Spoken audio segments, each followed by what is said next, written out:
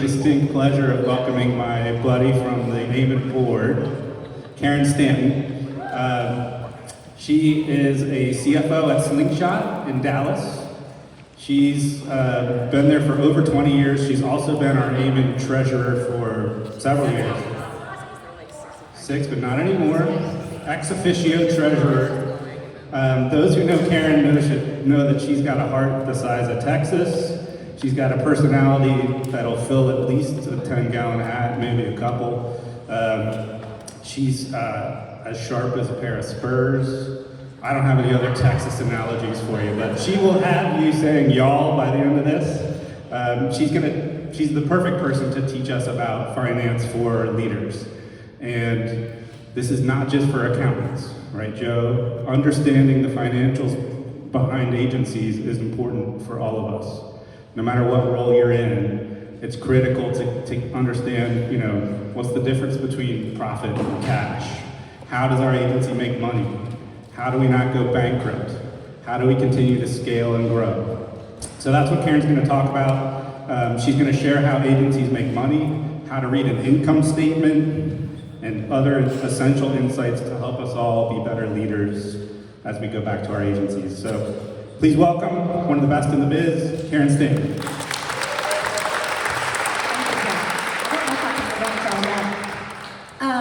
Okay, well, let's get going. I pushed the green. Okay, we're going to talk about badass agency. So that's BAA, badass agency. And badass agency does great work. It's award-winning. They just do badass great work. But you know what? You can still bankrupt your agency even though you're doing great work. So today we're going to talk about how not to bankrupt your agency no matter how badass you are. Okay, y'all are all emerging leaders. And so first of all, congratulations. You were picked specifically for your leadership skills and because you're superstars and your companies all spent a lot of money sending you here. And so congratulations for that. But with that fabulous resume that you have, there's a lot of responsibility as a leader. So as a leader, you need to understand that you need to understand your financials. And why does that make a difference to us? I need to go back one. Okay, well, we're going to start here. We're going to understand our financials, and 4 ways that you can really bankrupt your agency are not understanding your financials, getting confused and thinking that profit and cash are the same thing because they're not, and we're going to go through a really fun example on that. Understanding what is the agency's money and what is the client's money and what is the vendor's money, and knowing the difference. How to not turn your agency into a bank. We'll go through that. You don't want to let anybody steal from you. You can easily go bankrupt by letting someone steal from you, and there's a really scary story about that if we have time at the end, because it really happened in Dallas. $6 million in a plane crash, it's awful. And then not protecting yourself from disaster that's predictable. A lot of things that happen, and Mike touched on some of these things. We've got a dashboard, we've got all kinds of things that we can look at, and you can see when you're headed for disaster. So protecting yourself from disaster in many ways is also important. Okay, here's where I thought we were a minute ago, sorry. Because you are all leaders in your agencies, and even if you might not be a financial person, it's important that you understand the financials, because as leaders of your agencies, you're going to be responsible for your employees' jobs and their kids' school and their car payments and their mortgages and all that. I know it's a lot of pressure for you, but I know you can handle it because you're superstars. So just understand that keeping the agency afloat and doing well has a ton of responsibility, but y'all are here for the challenge, and I know you can do it. Okay, we're going to talk quickly about financials. So we have to have a corny quote first. We don't have one of these in the parking lot. I say this all the time, that's a money tree, and I get really frustrated when we're spending a lot of money on Pop-Tarts or supplies that we don't need, and I kind of lose it. And I talk about, we don't have one of these in the parking lot, a money tree.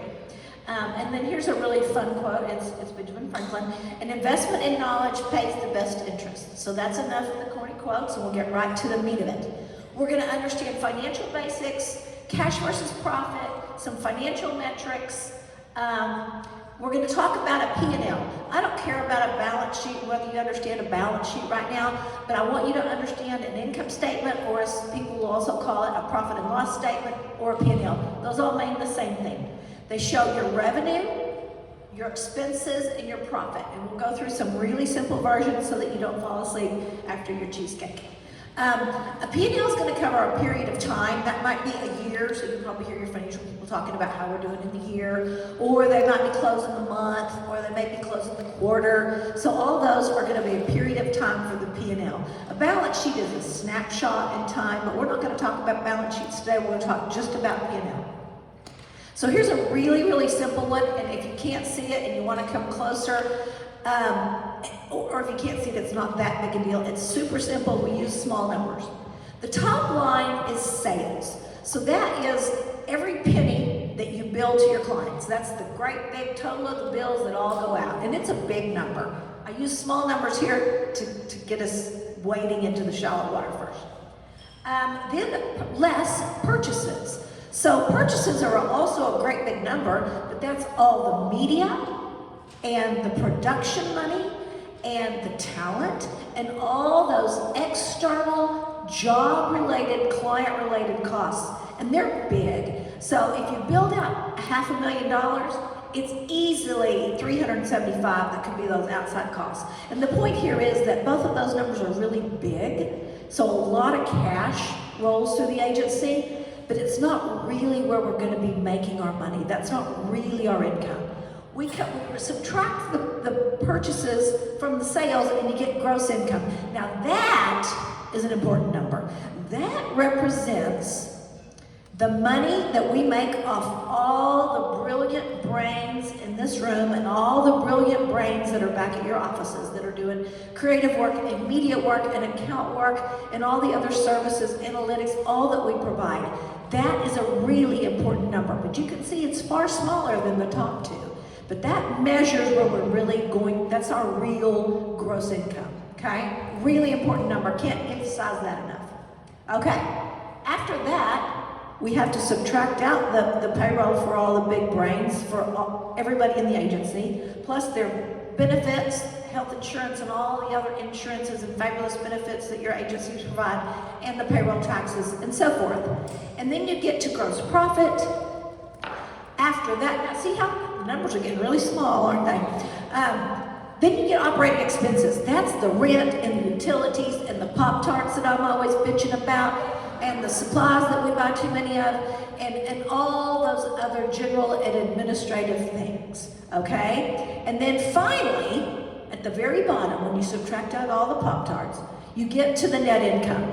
And my point here also is that net income number of $25,000 is a far cry from that top line of the $500,000, isn't it? So that's kind of how P&L works, and that's why the accountants are always nervous. That bottom line is pretty small compared to the huge money at the top that we are billing and collecting. Okay, is that good? There are some percentages over on the side. That's a little bit of foreshadowing. We're going to talk a whole lot more about that later, but those are the percentages. I kind of wanted you to just get a little bit exposed to them now. We look at the percentage of labor, taxes, and benefits to gross income. We also look at the percentage of operating expenses, the Pop-Tarts and the rent, to gross income, and then we look at that bottom line of gross income. But don't worry about that right now, we'll worry about it later. Okay, cash versus profit. As I talked about a minute ago, that top line, that billing line, huge number, right? Got the media in it, the production, it's a huge number. And that's the cash that is gonna hit your agency. But that little bitty number at the bottom was the profit. So there's a huge difference between the cash and the profit. And if you get confused and you start thinking that all that cash is your cash, you're going bankrupt fast, really, really fast. So we're going to use an example that's more exciting than advertising, if there is anything more exciting than advertising. So assume for a moment that you are not an agency, but you're an agent. And not only are you an agent, you're a sports agent, and Your big client is Patrick Mahomes. So it's pretty good. Well, okay. So we're an agent. Patrick Mahomes is our client. Patrick is a skilled guy, and he's got a good agent. And he makes about $50 million a year. That's a great big old number at the top, isn't it? A lot bigger than that example I gave you. So, Patrick makes about $50 million a year. And let's assume, and I have no idea if this is right, but we're going to make it up because it's easy, that you get 10% of what you negotiate for him. So, Kelly, what is 10% of $50 million? Perfect. Okay. So, that little number at the bottom is our $5 million, and our huge number at the top is the $50 million. So, for purposes of today, and this isn't how it works, we're going to assume that us, as the agent, bill the Chiefs the whole $50 million for Patrick, and then we keep our little piece and we give Patrick the rest. So, I'm an agent, and the Chiefs pay me, and it's $50 million. It's my bank account. And I'm thinking, wow, I have so much money. I am so rich. First, I'm going to buy a new house on the beach at Watercolor, Florida. And it's $6 million. Oops. Then, I got to get a Lamborghini because Patrick has one, and really all they're cool. I want one. I'm getting a Lamborghini. And then, I really want a fancy boat. Well, guess what? That wasn't my money, and I've gone bankrupt. So don't ever get confused and start thinking that Patrick's money is your money. You only get $5 million. He gets the whole 50. He has to pay you 5. But you just spent, on the beach house alone, you went bankrupt, right? Okay, so don't forget, don't confuse and get Patrick's money confused with your money. Are we good? Okay. All right, now we're going to talk about some financial metrics. I think that I wasn't here the whole time, but there are no universal metrics. Somebody talked about that earlier, maybe Carrie. Each agency is going to figure out what's best for them, but there are a lot of different metrics. And Mike talked about some that he's going to have on the dashboard and learning profit by project. There are a lot of metrics that become meaningful either for your agency now or maybe in the future, or they used to be meaningful and now they're not. So none of these are set in stone or concrete. You also don't want to get paralyzed by analysis. If you've got a whole bunch of things that you're measuring and then you go, don't. You just sort of take them with a grain of salt. Here's how this percentage was looking this month, and maybe it's going to be better, and we want it to be better, and we're going to track it over time, but you don't want to get frozen. I've worked with people in my life that they have so much that they're analyzing that they just freeze. Don't freeze, just keep going, keep moving, keep paddling, keep swimming. Projections. When I say projections, that's revenue projections. In my agency, we are always tasking our account people with looking forward. We like them to look forward 3 months plus, but they're not as accurate 3 months plus as they are 1. But we're always looking at our revenue projections because that's that gross income line that's so important. And if you're looking at your gross income line all the time, then you know how much your labor should be. And as my boss, Owen Haney, says, when you're growing, it's hard to keep up with the hiring quickly enough. So you're kind of looking at those percentages. And when you're shrinking, it's a little bit difficult to shrink fast enough. So always projecting what your revenue is going to be and look at what that labor is going to be to match it. Got it? And then using budgets and forecasts. I start my budgets theoretically tomorrow, but I have a really early flight, so I might wait till Thursday. But I'm going to budget for 2026 starting in October. And one thing I know for sure is I'm going to be wrong. My budgets are going to be so wrong for 2026, but you have to start somewhere. You look at how 25 has looked, you look at everything you know, and you try to set a budget. Then in December, I kind of take a real hard look at it, and I go, wow, I missed that. But we are continually reforecasting and rebudgeting, but you kind of have to have a line in the sand where you started. I try to get that pretty final by November and then do a December adjustment if I need to. But you need to kind of draw a line in the sand so that you can measure against it. Does that make sense? Is everybody kind of familiar with that? Cool.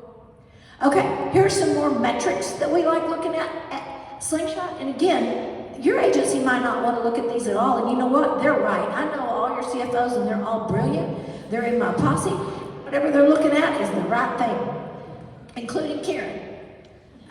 Okay, so salaries as a percentage of gross income, and the 50-30-20 rule, and kind of looking at how much the percentages of that all-important gross income number are. That's something that we look at Slingshot. We're going to go into more detail on that in a minute, the one I talked about that we were foreshadowing earlier. Gross income per employee. That's kind of important. We track that over time. It should kind of be going up, especially if we're billing more. And weighted billing rate per hour. You want to make sure that that number is high enough. I mean, I'm a greedy CFO, so I always want it to be as high as it can be. But those are some of the things that we look at, but those might not be what you look at. So let's go. The 50-30-20 rule is, most of my CFO posse likes this one. Your numbers may be a little bit different, your targets may be a little bit different, but it's kind of important to look at. So remember how I had those really small numbers on the first page? Well, we've graduated to bigger numbers now that are more realistic to your agency size. So now we've got total billings of $25 million. That's a big number. That could be your agency size. Then look at the external costs. Oh my God, they're huge. That's Patrick. And then you get to the gross income number. So that is the number that represents all the wonderful billings that the big brains have built, and that's our real money that we're working from. Now, there's that payroll line. And in this instance, our target is 50%. So we want to try to measure that percentage year to date, monthly, annually, and it not be larger than 50% of that gross income number. Does that make sense? That's where the 50 and 50-30-20 comes from. Get it? Then there's payroll, benefits, and taxes. That's the insurance, and we went through that before. And then there's the G&A. That's the rent and the Pop-Tarts. And then you get your subtotal of benefits and taxes and G&A. That total, which is the 450 and the 900, is 1.35 million. And we want that to not be more than 30%.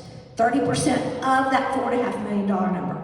And when you add all those expenses up, the payroll and the rent and the Pop-Tarts, you get to 3.6 million. And then bottom line, the tiny number again, is $900,000. We call that EBITDA, earning before interest, taxes, depreciation, and amortization. You don't have to remember that. Just remember that's our net profit that you care about.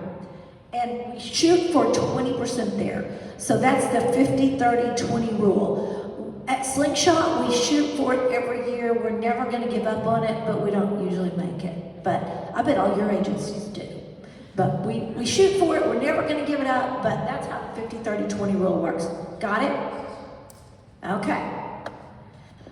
Other things we look at, staff utilization. We set some targets on what percentage chargeable we want our staff to be.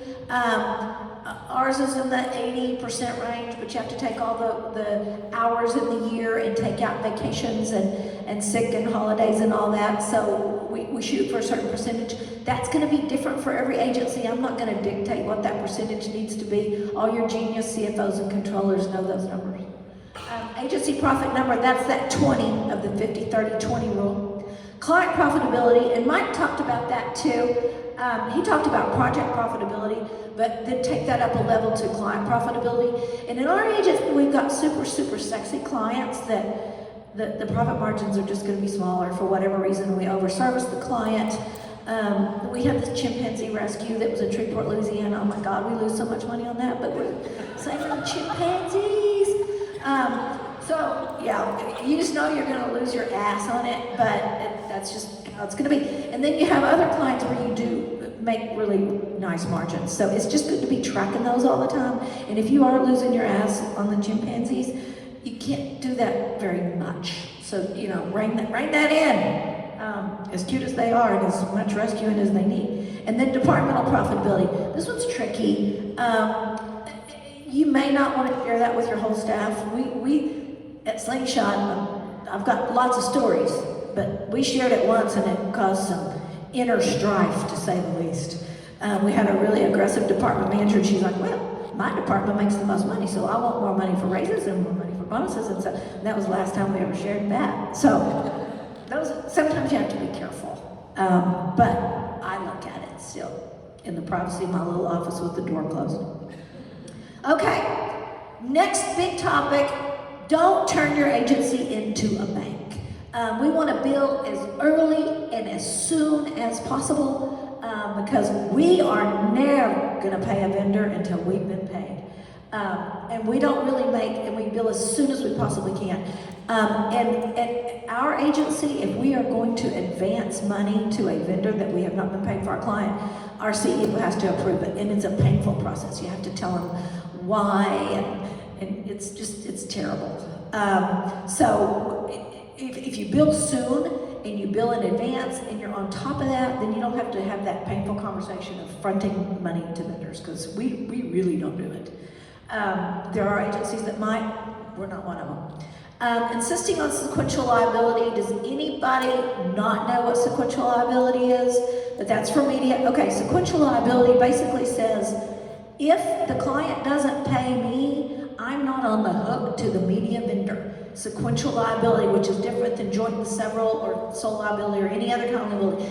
There are media vendors now that will insist on joint and several liability. They won't agree to it. So we make sure that we bill them in advance and that we are paid by them again before we will even.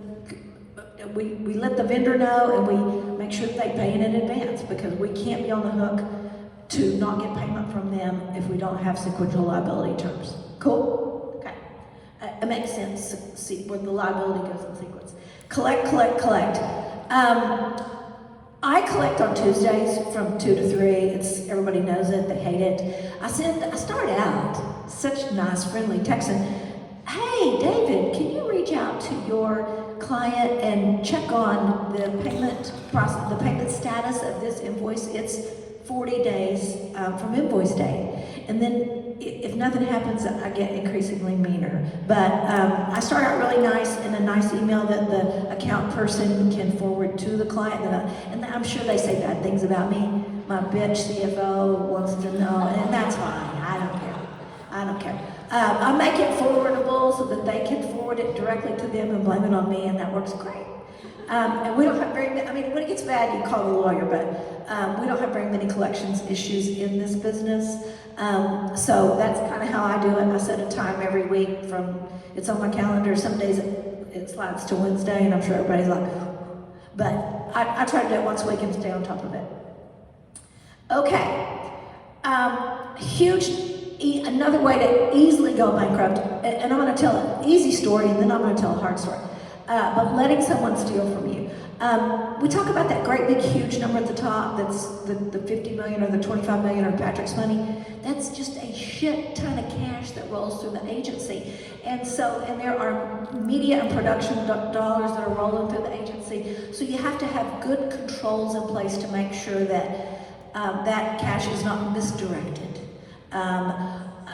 We do a fraud audit every year at Slingshot with a forensic accountant, and it's kind of cool. And we pick a department to kind of special.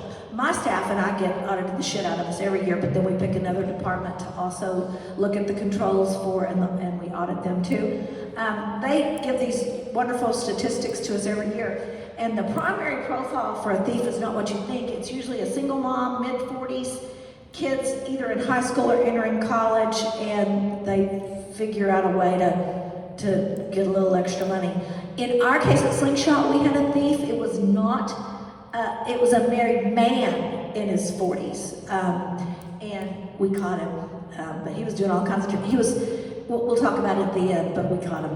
But he probably stole $250,000 over 10 years. And we do a fraud audit every year. He was an IT guy, and he was retiring computers early. We'll talk more. Yeah. Max, selling them in the basement. It was right under our noses, literally. But we do a fraud audit every year, and we kind of have the forensic accountants come and talk about what a kickback is and what a bribe is, and how to not be unduly influenced by your vendors and so forth. And she's a little bit scary, which is good. It's good. Okay. And protecting yourself from liability. Risk management. Everybody should use a purchase order so you know what big costs. We talk about all those huge external costs. which of those are coming in, and have they been approved by typically account service and the department that is making the order. Using contracts and statements at work, I think y'all all know that, and you know how scope creep can happen and how that can really erode the profitability. IT security and malware and backups, that I'm sure we all have a horror story, especially Elijah, but that's just a huge thing right now. And y'all all know this, but be really careful and don't click on stuff. Client diversification, that's huge. My boss, Owen, who I talked about a minute ago, he called client diversification means you don't have all your eggs in one basket. He says that agency nirvana is when you don't have one client that makes up more than 20% of your business. Otherwise, it's hard to sleep at night because, you know, we went through that 50-30-20 rule, and if you've got one client that's making up all that top line in that gross income, and you lose that client, because you will eventually lose that client, if you want to not go bankrupt, and you don't ever want to run that huge client off that's more than 20%, but you got to be adding new clients all the time. Client diversification is huge, and it's a huge risk, and you can see it coming because I look at client diversification every single quarter and look at what those percentages are and who makes up the biggest ones, and when we make sure we're always bringing in more clients, as hard as it is. I've got another great story. Ooh, we're gonna have time. For human resources policies, they're just critical, and things that you don't think you should have to have in your handbook, you really do. And I'm gonna give you a story that may scare you a little bit. But we had some policies in place, and we had to put some more in place. We'll talk about it. And then finally, the insurance errors and omissions.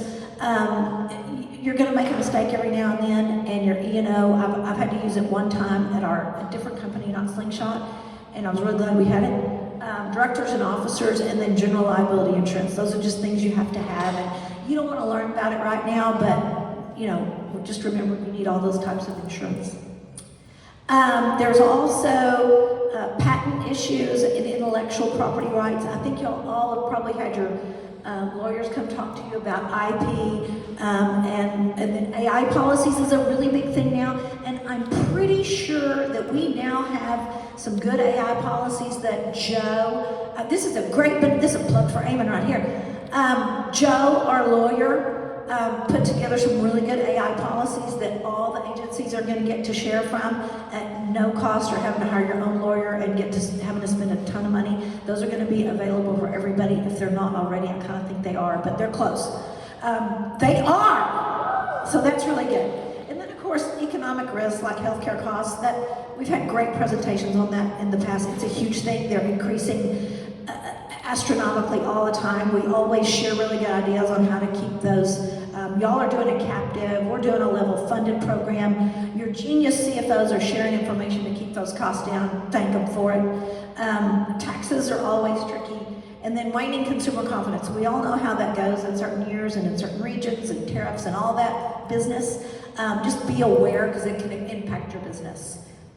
Okay, so in summary, and then we're going to get to the stories. Learn the basics. Profit and cash are not the same thing. Do not spend Patrick's money. It's not yours. Avoid paralysis by analysis. Don't freeze. And then spend some time on risk management. Those are the things that we talked about at the end. So, we had the IT guy. And every summer, we had a lot of interns. And he would get Macs for them. They were not brand new Macs. And at the end of the summer, we weren't tracking our inventory of equipment as well as we should have. So he was taking those Macs and he was selling them in the basement for cash. He also had 2 jobs. I knew he had 2 jobs because there was always something wrong. His grandma died, his other grandma died, his aunt died, the trampoline blew out of the yard and landed in the neighbor's yard. I mean, it was always something that he had to be out of the office. He had 2 jobs. I knew it. We hired a PI and we figured out he had 2 jobs. But he would do a couple of things with 2 jobs. He had a corporate Amex, and he would buy a camera on our Amex and then get his other job to pay for it.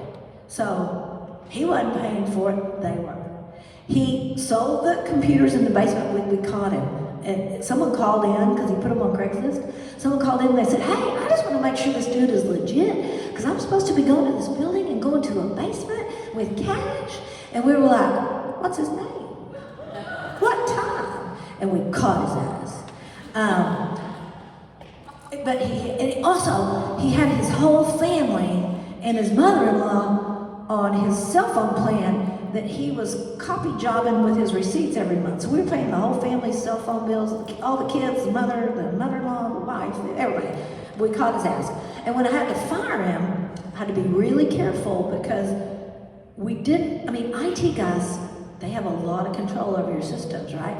And they could wreak havoc on your security and all that. So I had to fire him in a way. Blackmail is illegal, y'all. Just so you know, I should have added that as a point. You can't blackmail your IT guy and say, hey, if you don't cause harm to our systems, we won't call the police. You can't say that, that's blackmail. But you can say a lot of things that make that point clear that are not blackmail. And I don't know exactly how to say it right now, but trust me, I did at the time. Okay. Another story, we're doing pretty good. Another story about, these are both pretty gruesome. So there was an agency in Dallas, and this is about stealing, and they were called Barry Brown, and they were a really good agency, and it was that time in the agency's life cycle that the younger generation was going to be buying the agency from the old folks, okay? And they had done evaluation, they had a plan in place, the whole thing had been going pretty smoothly. But then they went in to do an audit and to really transfer the books to the new generation of owners. And they did an audit. And the CFO had stolen $6 million. He was taking private jets around to concerts. He was, a lot of private jets to concerts.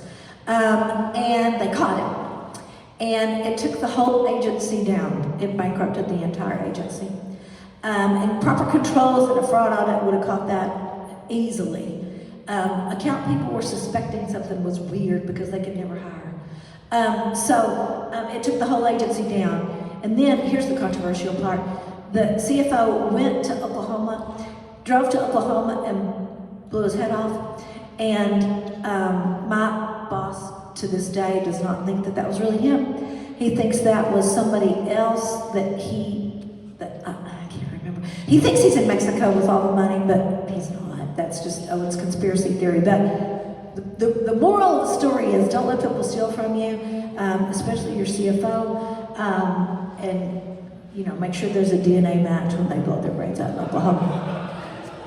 Okay. Last story.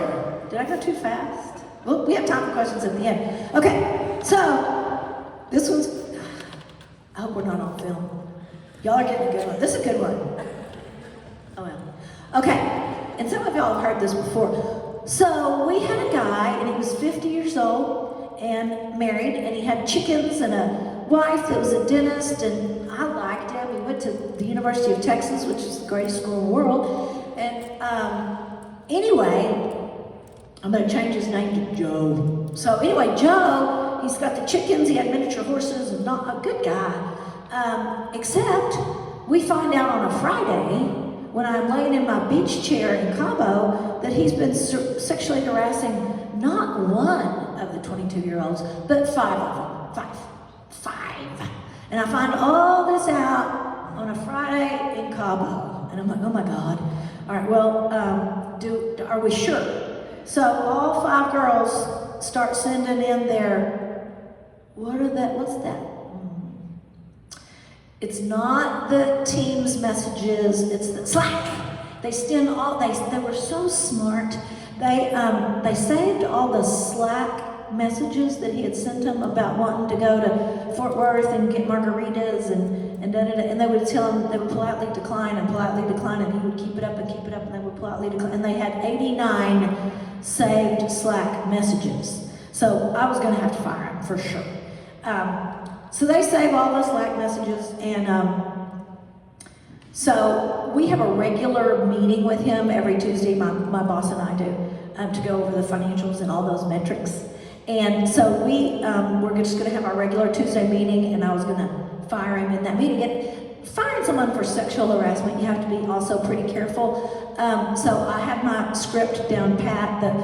Over the weekend, I fired my husband to practice. He was combative, so I fired all my dogs. They were looking at me. I had some treats, but they were all looking at me. They were pretty good about it. So I practiced on everyone to make sure I had it right. And so when Tuesday morning, Monday night, I'm ready. And I'm driving home from yoga at about 7:30 Monday night, and my boss calls me. He goes, "We can't fire Joe tomorrow." And I'm like, "Why not? I'm all ready. I'm cool. I practiced on the dogs." He said, "Remember, he brings a gun to work every day." Oh, shit. He sure does, and I don't want to get shot. So we decided this is true.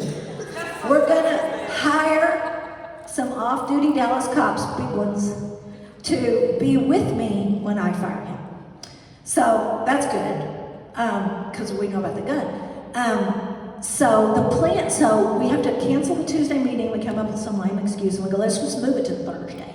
So I got the big cops all hired on Wednesday. We get our plan together, the cops and me.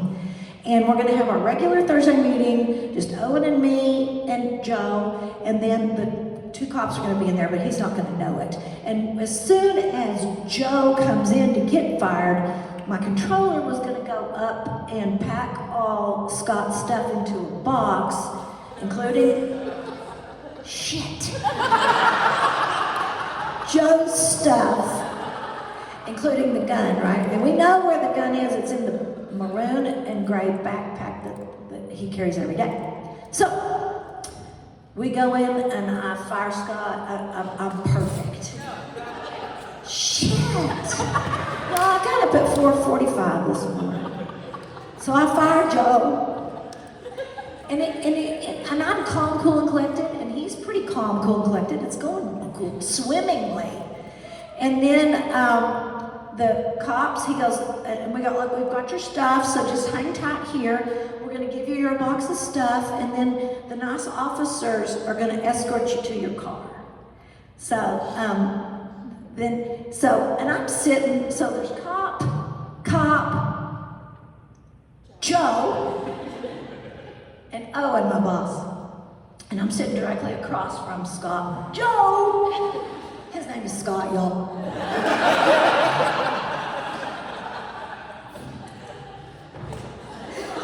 Sitting right across from him. And he's like, well, I would like to go through my box, if that's okay with y'all, to make sure everything's here. And we're all like, yeah, he wants to make sure that his gun is still there and that nobody got his gun.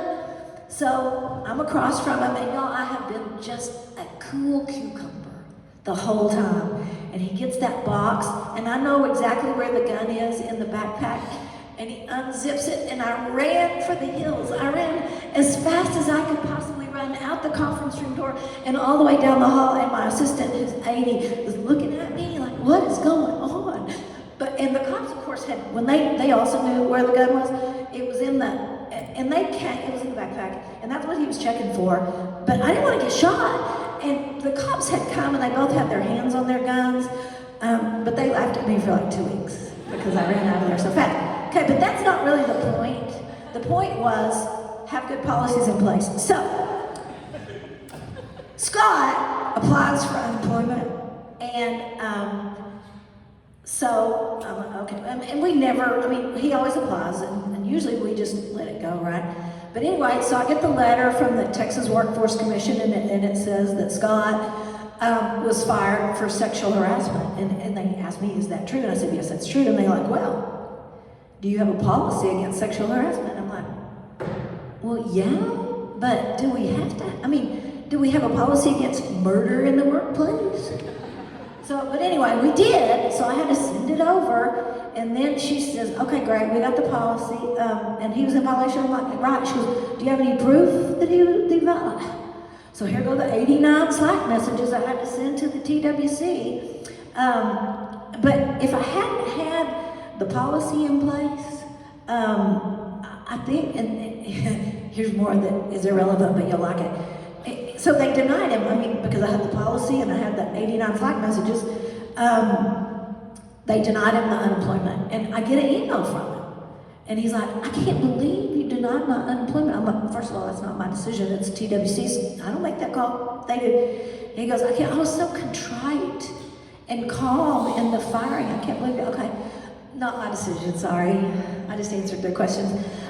So, the moral of the story that we're finally getting to is make sure you got all your good policies in place. And after that happened, we got a new policy, which is you can't bring your gun to work. And that one has to be posted, it's real ugly, and it has to be posted in English and in Spanish. And in Texas, you can carry it concealed or open carry. So you have to have both of them posted on the doors in Spanish and English, but we got that too. So, that's it. Questions?